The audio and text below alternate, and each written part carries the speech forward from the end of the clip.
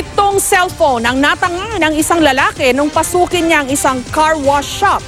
Ang aabot sa 20 mga tauhan pa naman ng shop, puro himbing noon na natutulog. Ang nahuli cams na pag-atake ng suspect, eksklusibong tinutukan ni Oscar Oida. Sa unang tingin, animoy nagpapahangin lang sa kalsada ang isang lalaki nang unang mahagip ng CCTV sa M. Domingo Street, Quezon City. Paayos-ayos pa ng buhok. Lalagpas ang isang car wash shop sa lugar.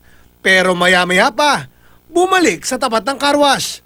Nagpunta sa sulok, nagmasid at biglang nag-ala Spider-Man. Sa isang iglap, nasa loob na siya ng car wash. Pero sandali mo nang umupo. Makalipas ang ilang minuto, naglakad sa looban. Sa garahe, tumambad sa kanya ang aabot sa 20 car wash boy na himbing sa pagtulog. Bahagya siyang matitigilan.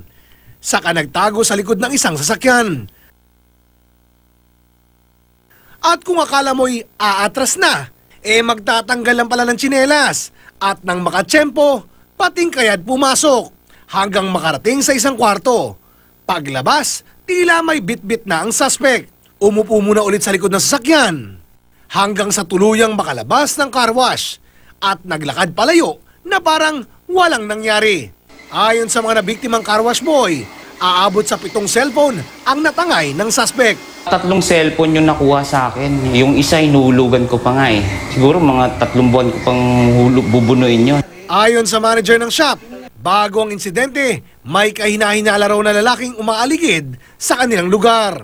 Meron daw isang lalaki na gusto maki-CR, nagtanong. Tapos yun, hindi naman natuloy, nagtanong lang, tapos umalis din. Kamukha nun? Oo, kamukha niya.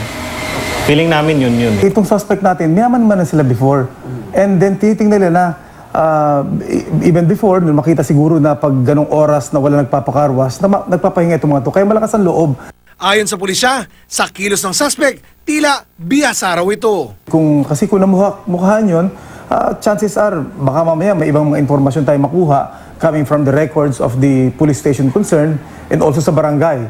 And then just like other cases na through CCTV, nakita natin yung mga persons of interest or suspect, we can apprehend this particular suspect. Oscar Oida, nakatutok, 24 oras.